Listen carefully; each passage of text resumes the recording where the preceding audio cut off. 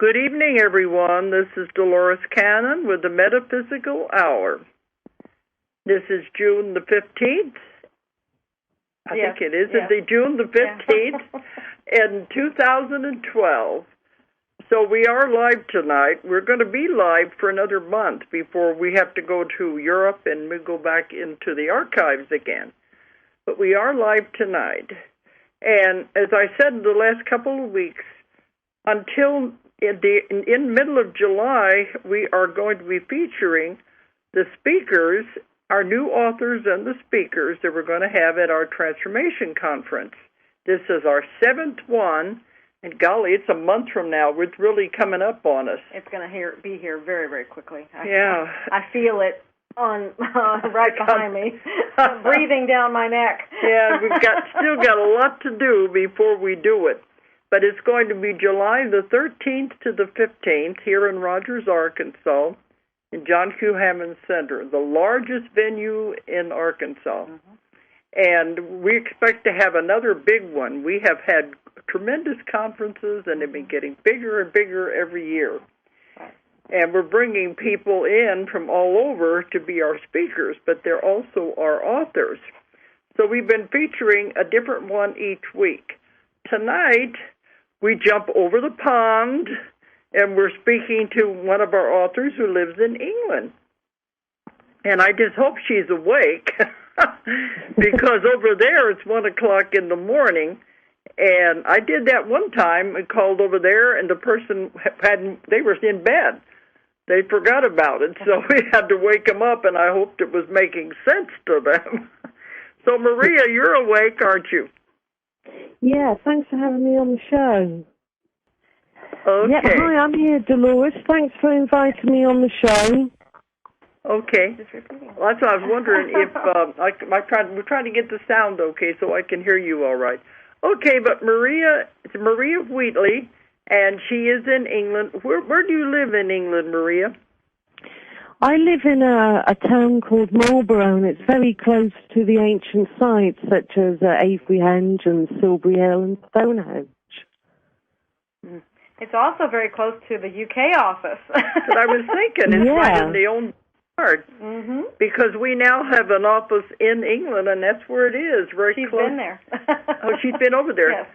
It's close to Glastonbury and Stonehenge and all those areas. Mm-hmm. So it's right in the sacred area. But you've been living there a long time, haven't you? Yeah, I've been living here now in Marlborough for about the past 15 years, because the one thing that kind of attracted me to this area was the ancient sites such as the stone circles and also the crop circles. So I feel that the energies here are particularly strong. And that's what kind of really has kept me living in this lovely landscape. That I was thinking, you're really soaking up the old energies over there. But before we go any further, let me give out the toll-free number in case anyone wants to call in tonight. The toll-free number, and it's good all over the world, is 1-888-627-6008. 888-627-6008. And we are publishing a book that, Maria is not the author of it, but it's her father's book. And we will be doing another one by Maria later. Right. But she's going to be one of our speakers, and it's going to be about dowsing. But Maria, let's talk about that first before we get into some of the other things.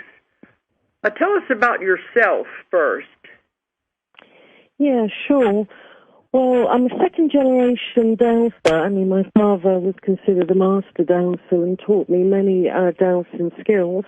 But I'm also a past life regression therapist and astrologer. And I also teach subjects such as dowsing and past life regression here in Wiltshire. But how did you get into all of this? Was it because you were raised by your father, or you were around it all the time, or what got you into all of this? Yeah, sure. Yeah, I really got into subjects mainly dowsing through my late father, And with my other kind of more metaphysical skills, really with the people I met through my father.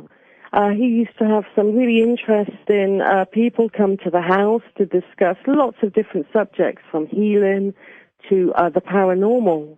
So so I just kind of absorbed all of his company and some new ideas as well, and have never looked back. Mm-hmm. Well, you did say he was one of the most famous dowsers in the world, or just in England, or what? Well, he was considered a master dowser here in England, but he also used to write for the American Dowsing Society and the Canadian Dowsing Society, so he was respected worldwide. And he had a lot of his own methods, didn't he, that he perfected that are not the traditional dowsing methods. Isn't that true? Yes. Yes, he did. He perfected some very different and unusual methods of dowsing and detecting kind of how earth energies and aerial energies affect the body through the chakra and aura system. So he developed quite a new few skills. But he also looked at the surveys of ancient sites by other master dowsers that he inherited, and looked to the patterns in the land and how the patterns of the land can affect us. Having to do with ley lines and like that, you mean? Yeah, exactly, like ley lines and earth energies. I mean, ley lines are widely known across the world now. They're just like topographical alignments with ancient sites on them. What people aren't really so aware of is that the ley lines themselves have attributes.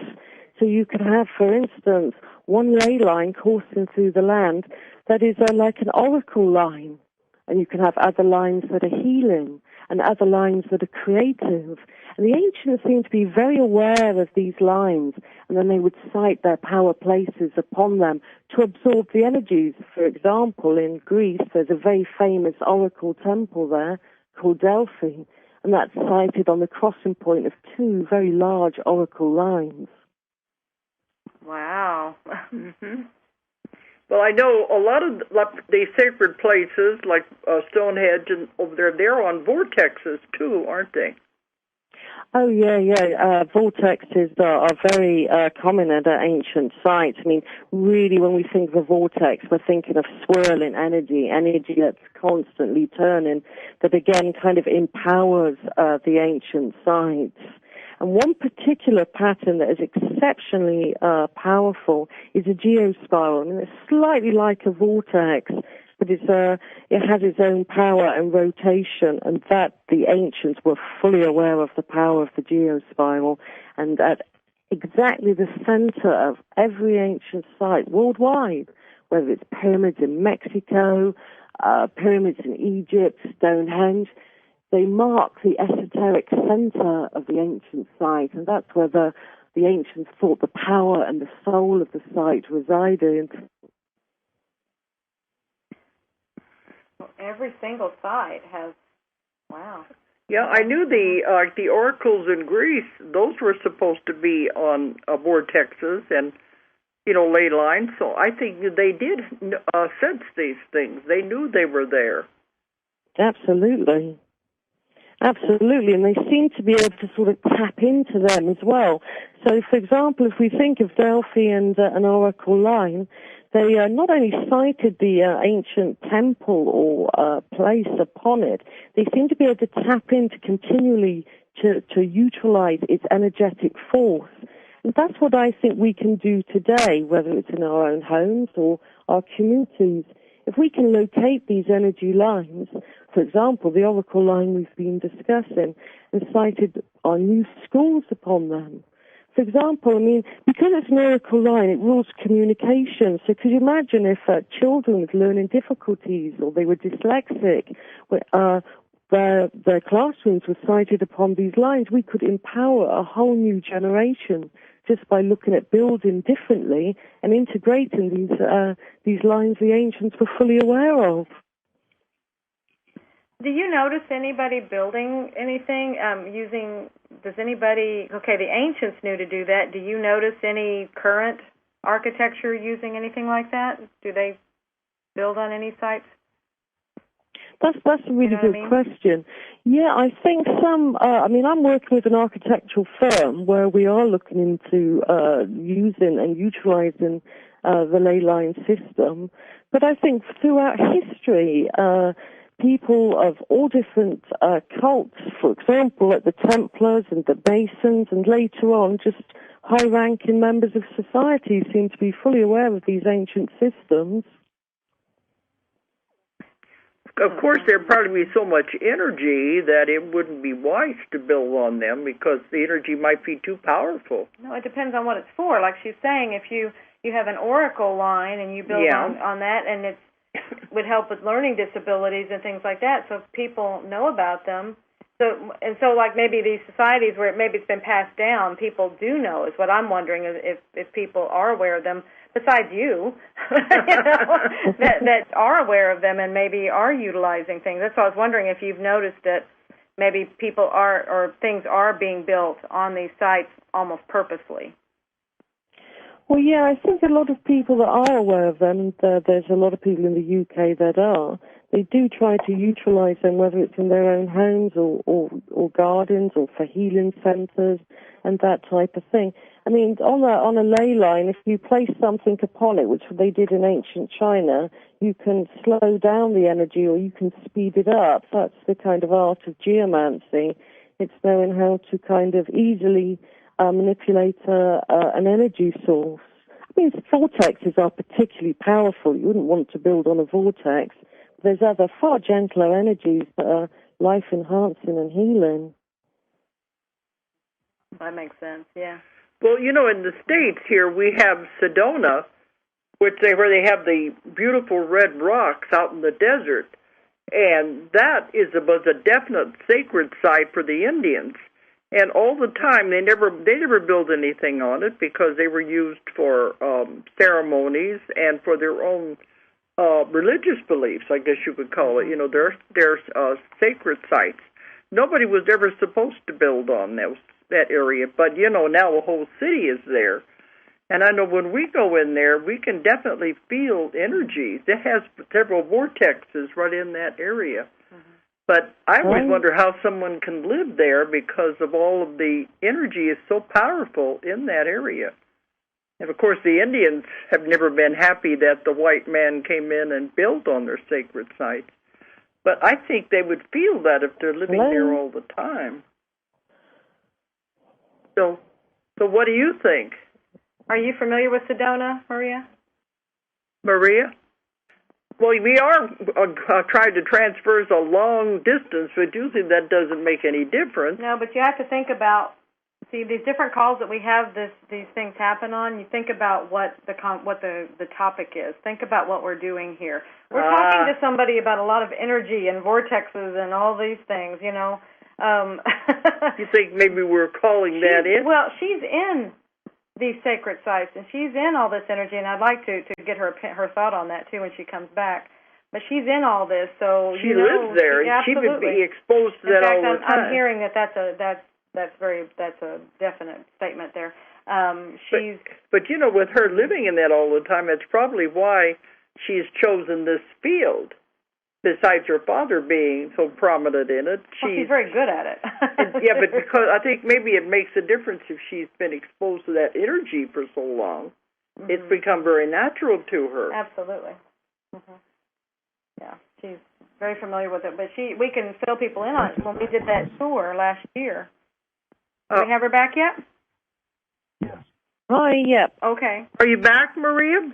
Yeah. That's what she was saying. Sometimes depends on what we're talking about. Different weird things happen with the telephone. And here we're talking about energies and vortexes, so it must have sucked you into one, I guess. Yes.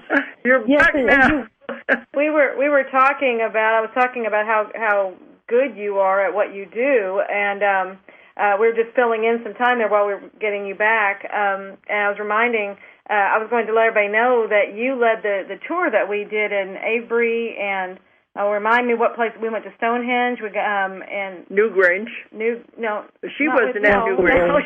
But we were. She did go to Stonehenge with us and Glastonbury. Right. And it was really interesting because it showed a whole different side of the sites, and because we had talked about that trip after we came back, and so we wanted to fill everybody in that you were the one that led us on that trip. And it was interesting though. We were in Stonehenge. I haven't written about that yet. That's going to be in the next book, where, according to one of the past life regressions I had, that they were there when Stonehenge was active, and there was a portal in the center of the Stonehenge. And we were able to go in with sunrise on that day. Of course, it was drizzling. Yeah, but that's where Maria got that beautiful picture of that orb flying over the Stonehenge before we got there. You still have that picture, don't you, Maria? Oh yeah, definitely. It was so remarkable. It was a huge, beautiful light orb right above the standing stones. It was quite remarkable.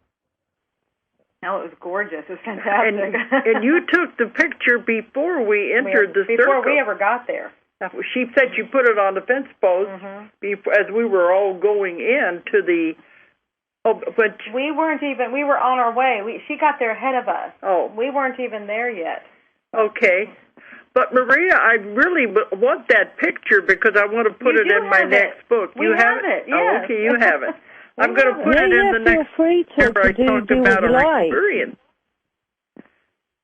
But you were dowsing right there over that center, and you said you found the portal where it was supposed to be, didn't you? Yeah, that was very, very energetic point. In fact, on that day as well, I think it might have been even more active because there'd been sort of a lot of wet weather, and the weather was very changeable, and that seems to sort of change Earth energies to a certain degree. But yeah, that was exceptionally powerful. It was almost like the energy from that one point could literally go up the stones and way out to high above the ground. It was exceptional. And also, you were letting the other people on the tour use the dowsing rods to show the force that were in the stones. So they could feel them. Yeah, that it pulled the rod toward the stones. That's right, Dolores. You can use a dowsing rod, you see, to pick up on any sort of energy. And at places like Stonehenge, what we were experiencing was when the stones are kind of sighted upon and rooted into an earth energy pattern, be that a spiral or a circle, the stones can kind of absorb the energy, and they kind of absorb the energy and then they transmit it across the landscape. And that is quite a remarkable type of energy. And that's outlined in the book, The Essential Dowsing Guide, how to relate to that type of energy. But it's exceptionally powerful at certain ancient sites. And you're right, it really forced the rod right over. And I think people were quite, like, wow, what type of energy is that? But while we're on that, I tried to tell them the story as best I could remember. You were telling us about the screaming stone there at Stonehenge. But I want you to tell it because I know I didn't have all of the facts right. And that to me was amazing. I'd never heard that story before. Right. So tell our listeners about the screaming stone there in the circle. It's the outer circle, wasn't it, of Stonehenge? Yeah, it's actually called stone number 60, quite unpoetically, by archaeologists. But yes, it forms one of the horseshoe-shaped trilithons, as they're called, at Stonehenge, the kind of quite in the near center, but not the actual center. Yeah, what happened was, during the archaeological excavations, about 50 years or so ago now, one of the archaeologists looked at that stone and thought it's leaning in and we need to straighten it, basically, make it perpendicular again. So they thought no way could that stone have ever meant to have lent. So they got a team in and they started to raise the stone. And they did so by using cranes because obviously, that stone weighs about 50 tons of huge sarsen stone. And they were forcing the stone upright. And as they did, and it weren't near enough perpendicular, it let out a huge sound, like a sonic scream, because it had been moved from its true location, forced upright, and it caused the stone to crack from its base. And as the stone cracked from its base, it let out this sonic scream, and the workmen got quite fearful and basically laid down tools. And then the team with the crane forced it upright and then encased it in concrete. They had to try and mend the crack, which a lot of people felt the sound came from. And today you can still see that filled with concrete because there's no way that could ever be allowed to stand again freely without being in the concrete. It was a tremendous mistake. That stone was meant to lean as if bowing to sacred space. And it was such a shame they tried to force it perpendicular. But you said he was really astounded, didn't he, whenever it happened? Oh, yeah.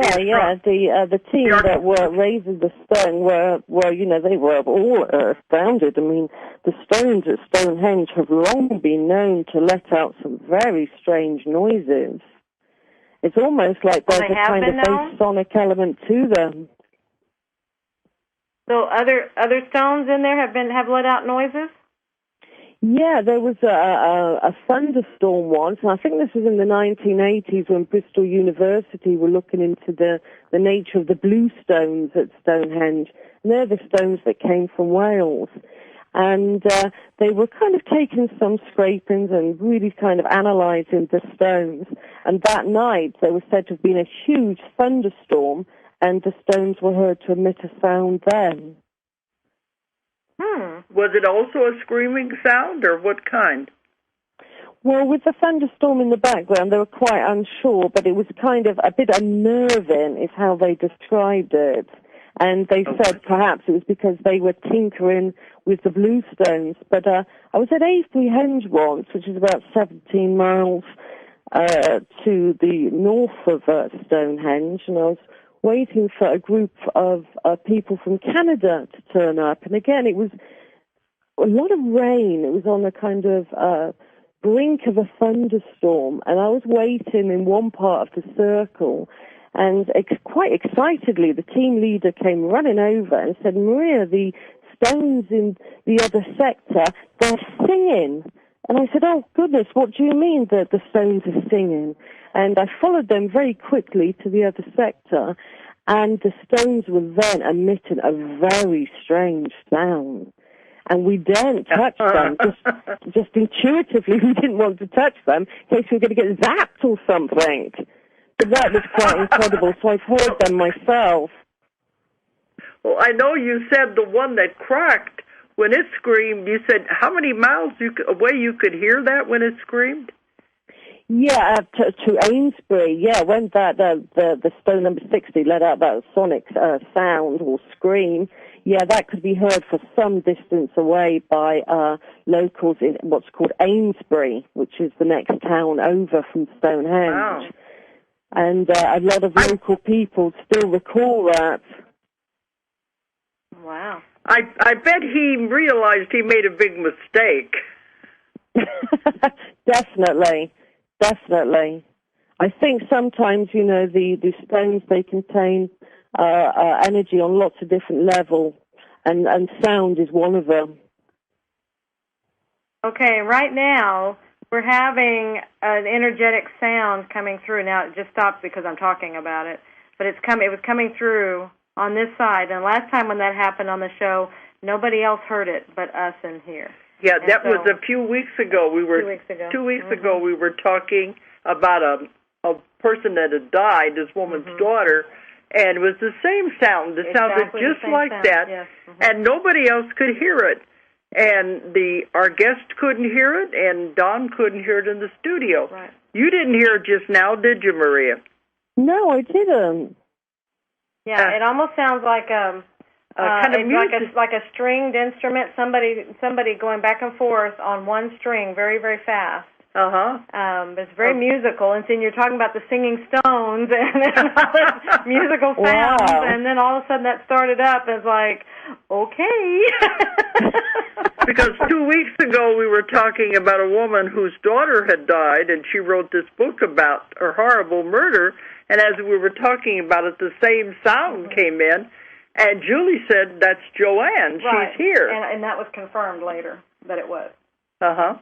But that's twice we have ever heard that sound. Right. And then I said, So what are you doing, Maria? Well, then I said, I wondered if it was recorded when they're recording the show, if they pick it up. We'll find out later. Well, Don said he couldn't hear it. Anyway, it's weird because it started up just when you were talking about the stones making those sounds. I don't think I've ever heard the story of them making sounds before. Right. And then this was, and where did you say that the singing stones were? I didn't understand that. The blue stones. Yeah, that was when I was waiting for a party of guests to arrive for a tour from Canada. That was in Avebury. In Avebury? Yeah. Okay. Oh, because, when the Romans destroyed that earthen wall, they thought they had destroyed the energy in Avebury. But I guess maybe there's still some active energy there then. Is that right? Oh, yeah, I think Avebury is very active. And at the moment, what a lot of people are perceiving about Avebury is there's kind of new energies emerging from some of the other energy lines there to raise the vibration. A lot of people are linking that into 2012. I noticed when I was over there, I felt the energy that made the most impact on me was the section that really didn't have much. I mean, it was the part that they really hadn't worked on yet, and there were a lot of sheep over there, and so a lot of people weren't going over there, but there was something about that quadrant that really pulled me. So do you know which one I'm talking about, and do you know anything about that one? Are you talking about, Julia, the northern circle, which has got the really big stones in it in the middle?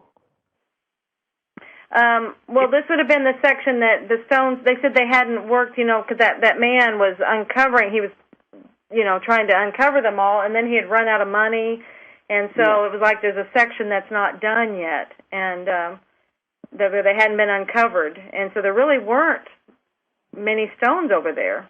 But it was just, I think there's a big tree in there or something. So it wasn't around the devil. Pardon? Yeah, I know what you mean. That's in part of the southern circle. Yeah, that's right. I think there's it's known through geophys that there's another 16 further stones buried in that sector.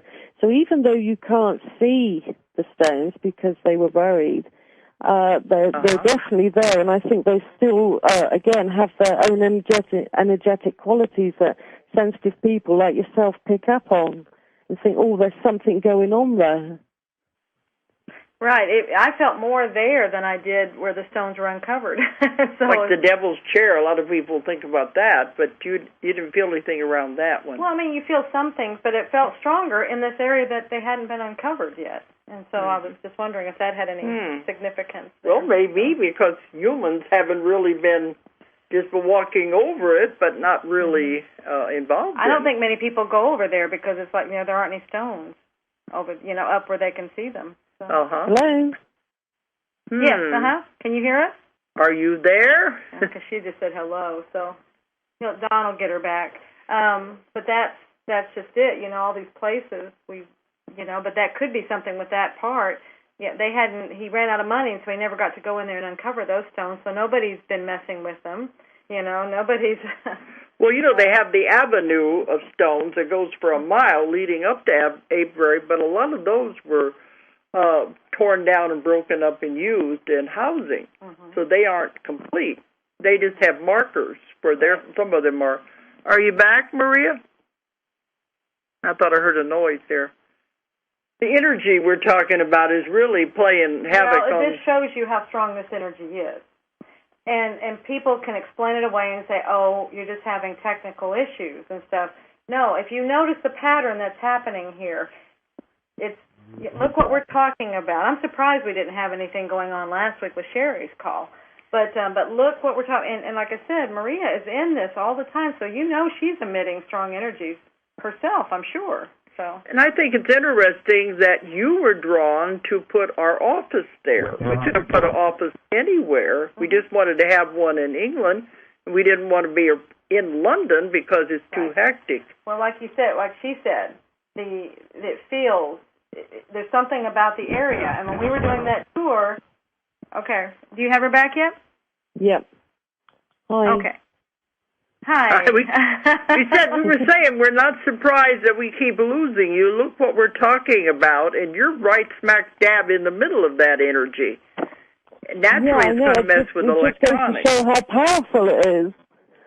Exactly. That's what I was just saying. It's like, don't take this lightly. A lot of people will just talk this off, oh, it's just technical issues, but there's a pattern starting here. I mean, they're coming through. It is how powerful it is, and people have to start looking at these things and stop explaining them away. Just believe it. It is how powerful this is.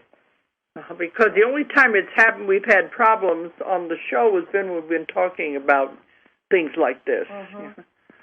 Yeah, we were saying, though, you're in this all the time, so you probably emit these. It's probably, oh, you're a conduit. Oh, is that true?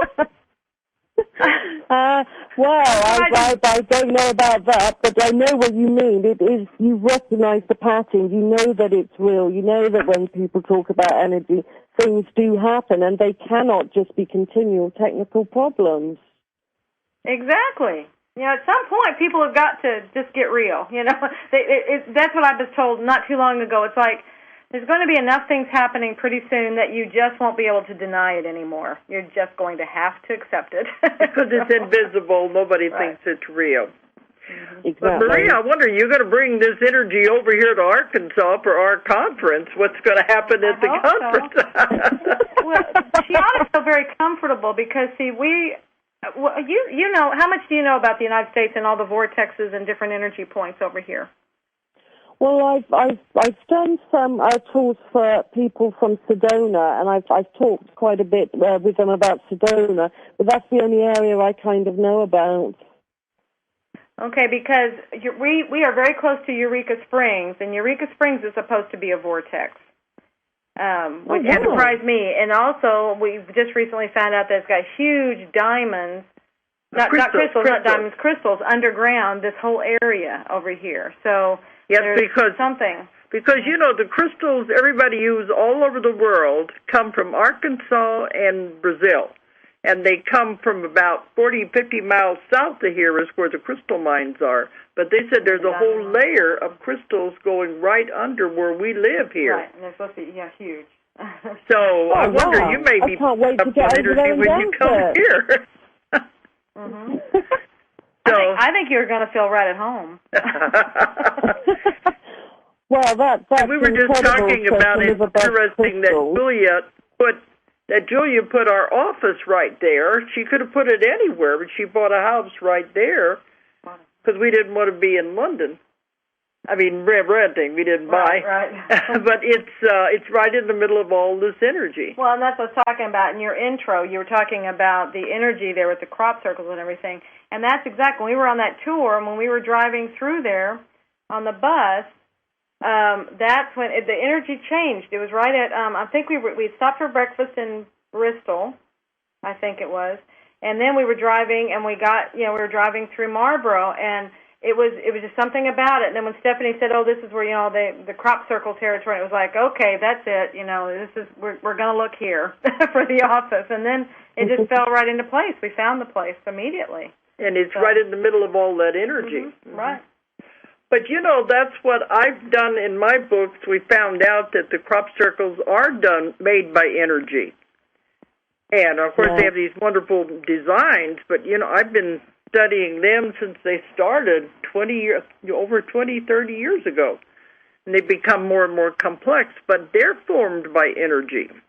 Yeah, you have a take on that, don't you, Maria? Because I know she works with them too. She was working with us over there and stuff. Yeah. We were all talking about the circles and stuff we were finding. But 20 years I was going in them. So, what's your take on that? She said about the crop circles. Well, yeah, I mean, I haven't been studying them as long as you, Dolores, so, but my take on it, if you will, is that, yeah, I agree, they are formed by energy, and how I kind of see it, and with some Dowsing experience in the circles, it's almost like you've got a kind of energy above and an energy below as well, like as above and so below, that help to co-create the design patterns. Well, that's interesting. So do you douse inside the circles, and what do you... Yeah, I've doused inside the... Mind you, each kind of circle is different, and it's kind of own signature, if you will. But, yeah, I kind of always felt a kind of as much below the ground as above it. And again, interestingly, the circles, they're always attracted by or to the ley lines and the earth currents that seem to flow exceptionally well in the Pewsey Vale and around Avebury and Stonehenge. There's a definite co-relationship there. Mm-hmm.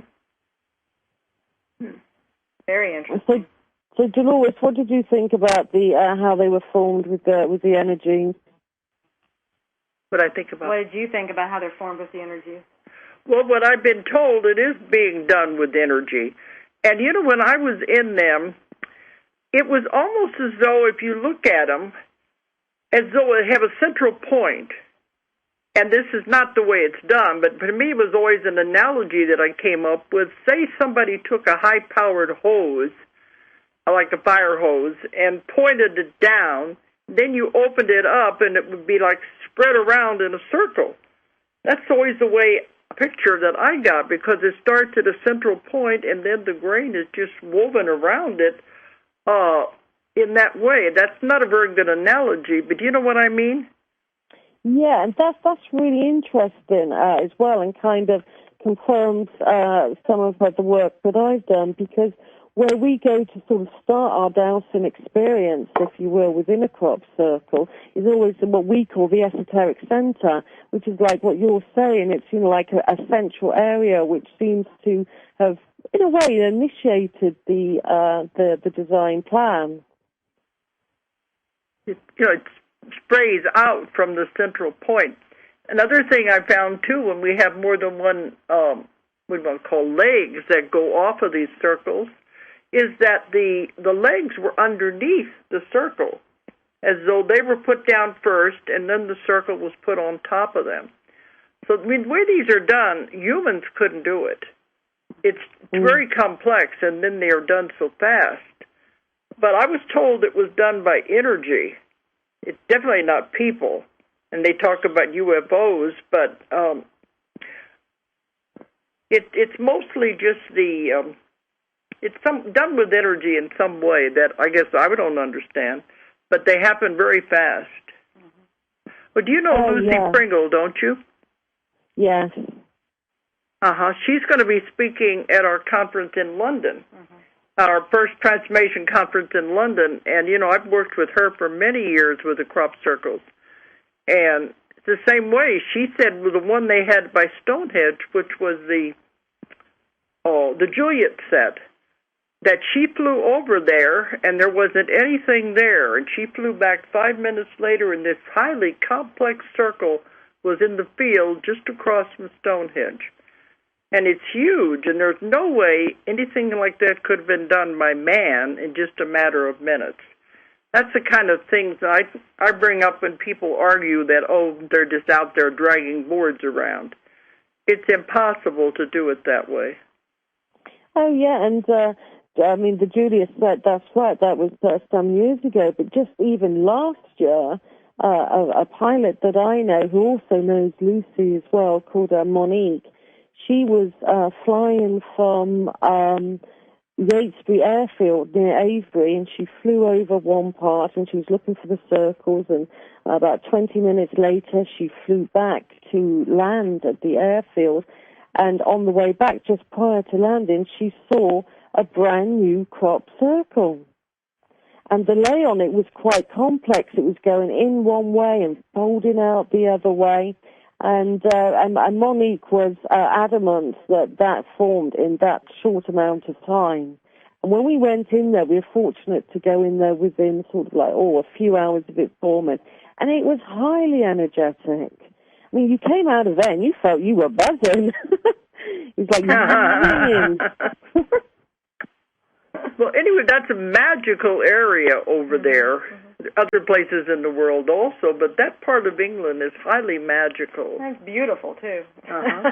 But you know what I've been told is some people can't take the energy of the crop circles. They get in them, it makes them sick. But with me, I always felt very good. I felt energized when I was in them. So maybe it's something to do with the person's personality, or it's their own frequency and vibration. Own frequency. You think that's what it is? That maybe they're a negative person. Who's to say? You don't think it's like that? I was thinking something that is conflicting with the energy of the circle. Yeah, it doesn't anyway, mean they have to be a negative person. Well, I don't know. I'm just throwing it out there. But some of them say they've gotten sick when they've been in it, and they can't stand to be around the energy. But I've always felt very good when I was in the circles. Oh, I agree. My experience is very similar to your own. I feel really good and energized by the circles. And sometimes, even if I sit quietly, I kind of, when I leave, I feel that I've kind of learned something almost, or that the crop circles, like the stone circles, have reawakened some kind of memory in me, or I've been given some knowledge or something. Sometimes I think experiences can be really profound. It's like it feeds you energy, really. Well, like she's saying, learning something, and it's probably something, it's on this other layer, and you won't even know what it is.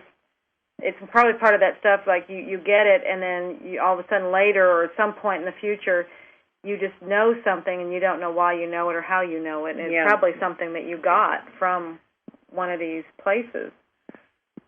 Before we go any further, what is the name of the book that we're publishing? The Essential Dowsing Guide.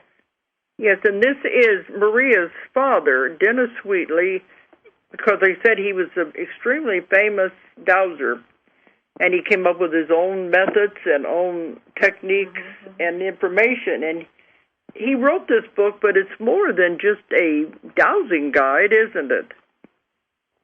Yeah, it's the thing what I think is great about the book is that it gives really simple ways to explain dowsing, from holding a rod to finding your responses, and then to go on and to use dowsing in your everyday life, whether it's for health, looking for things in your home, like different energies, and to really just expand your dowsing experience. And after each kind of chapter, it's really great, because you can practice what was said in that chapter and develop your dowsing skills in really simple, fun ways as well. And does he go into the part about the ley lines and the vortexes in that book also? Yeah, it covers things like ley lines and spiral vortex energies, and lots of different kind of grids as well, but some positive grids and some negative grids. But I think one of the amazing patterns that he describes in that book is called the geospiral, because that's a very healing energy. And they interlace the planet geospirals, so you could find them anywhere and everywhere. You just have to look for them with your dowsing rod and find them. And if you're lucky enough to have one on your property, then they are a very, very soothing, healing area. And again, some crop circles are attracted to the geospirals. What would a geospiral look like or feel like, or would it have a look? Yeah, you're right. Yeah, it does have a look. It's kind of a 7-coiled spiral. And if we imagine that the Earth naturally emits these energetic patterns, and they kind of go round and round, so they're quite like a vortex. But the geospiral is like a harmonic pattern to very sacred water that lies beneath the Earth. And this sacred water is generated by the Earth. The Earth produces it. So it seems very sacred throughout the ancient world. It was known to have been all healing and life-enhancing, as it was often referred to. I mean, geologists would say that's impossible. You can't have the Earth producing water. You know, it comes from the sky. But in the water divining tradition, no, we say, no, you can get water from the sky, obviously, and the geologists are correct. But the Earth, she too produces a lot of substances, and water is one of them. Of course, most of you live in these big cities. You know, you're surrounded by technology and that kind of energy of all the people and the conflicting energies. You don't feel it. You have to be out in these other places before you can really pick it up. Right. But Maria is going to be a speaker at our conference. We're flying her over from England. The conference next month, July 13th to the 15th. And also, in addition to being a speaker, Maria is going to be giving a workshop. It's right the day after. Isn't it the day after the conference? No, it's Sunday night. It's Sunday evening. It's right after the conference is over. She starts. Oh, okay. After the conference is over, she'll do her workshop. So, Maria, tell people what you're going to be teaching in your workshop. Do you know what? That is really weird. Yeah, we're here. Yeah, I was saying that was really weird because as I was sort of talking about the geospiral energy pattern, I actually thought I heard something come down the phone. Something that what? Come down the phone. Yeah. What was it like? Well, it was just like maybe the same thing we're hearing. What was it like? It was like a woo noise. And I thought, what is that? And the next minute I got cut off. Oh, there you go. What did it sound like? I don't know. That is so funny. Yeah, I wonder if it's affecting any listeners out there. I was wondering if it was the same thing that we were hearing. What did it sound like? Well, it sounded like a kind of like whirring noise, and then bang, the phone went off. Okay, they're just telling it they're here anyway. But I was talking about you're going to be doing a workshop Sunday night after the conference is over. Tell people what you're going to be teaching them at your workshop. Yeah, sure.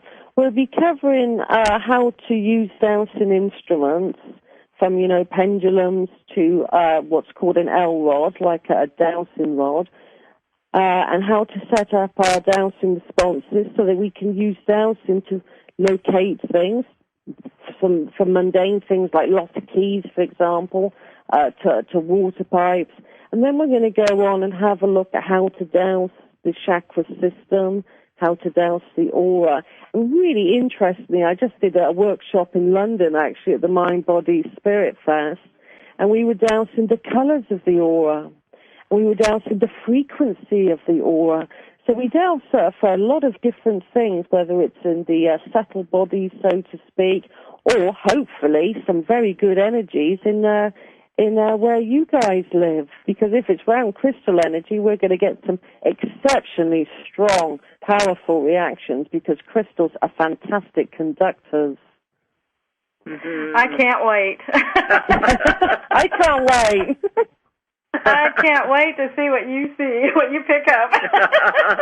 Okay. Well, in the hotel and the center that we're at, it has pyramids on top of the building, so it's like, wonder if there's something going on there. Well, we've had strange things happen. Mm-hmm. During our conference, we've had strange energetic things happen, so I wouldn't be surprised at anything that goes on while we're doing this. And now that we know what you do to things, Maria. Well, don't mess with the airplane as you come across the ocean, anyway. No, unless you just want to make it go faster. Yeah. You don't want to do anything with it. Okay. Okay, well, we're coming. We only have a few minutes left. Tell people how they can get a hold of you if they want to write you or contact you. And you have a website, don't you, Maria? Sure, yeah. I've got a website, and that's www.theaveburyexperience.co.uk. So you can always get in touch with me through my website and have a look at some of my courses and things on Dowsing and some of the articles I have on Dowsing. And also check out on the website Megalithic Energy, because that shows, using a very special photographic filter designed by Harry Oldfield, what Earth energy looks like as it comes out of the ground. And it's beautiful. It's like rainbow colors coming out of the ground. So that's really quite spectacular, and I think it just goes to show the beauty emitted by the Earth in these energy systems. We can't see them, we can't hear them, but they're there, just like Julia was saying with the sounds. They're there, and we've got to be real about it and wake up to these energies. Because they are changing. They are getting stronger all the time. Well, we're just becoming aware, and we just have, like you said, I love that. Be real about it. Yes. Stop kidding ourselves. Well, the energies of vibration and frequencies are changing, so we're becoming more aware. Yeah, it's our frequencies that are changing. It's like we can't deny it anymore. Okay. Exactly. But Maria's website is the Avebury. Now, that's the name of the sacred site over there. It's AVEBURY. The Avebury Experience.co.uk. And you can contact Maria and find out about her schedule and a writer if you want to. And all her things are in there. Mm-hmm. And we're going to be seeing you in... And you do tours and things over there also. We can remind people that you do that. That's how we met you, was you were doing a tour. Yeah, that's right. I do sort of like sacred site tours in the summer months, which are absolutely great, where we go out to places like you guys experienced with like Glastonbury and Stonehenge and Avebury and the West Kennet Longbow, and we just kind of interact with the energies there and use Dowsing to pick up on the different types of energies. But yeah, the tours are absolutely wonderful, and they're a really great way to experience your ancestral past, to get in touch with the land and yourself. Absolutely. So if anybody's interested in that, contact your website. Definitely. Okay, well, it's not going to be long now, and you'll be over here, and you'll get to see the U.S. Have you been to the U.S. before? To Sedona. Well, I went to the U.S. many years ago because my father had a job, but when I was 13, I lived for a little while in Pennsylvania, but not like as an adult. And I'm really excited to find out about this crystal energy there. I just can't wait to interact with it. All right, they're saying we have to sign off, but we'll be seeing you very soon. So thanks for coming on, Maria. And now you can go to sleep. It's 2:00 over there. Can't wait to see you next month. Okay. Thank you. Thank you very much for having me on the show. All right, and thanks, everyone, for listening tonight. Good night, everybody. If you enjoyed the show, check out more of our other videos and be sure to subscribe and click the like button. Thank you for listening to the Metaphysical Hour with Dolores Cannon.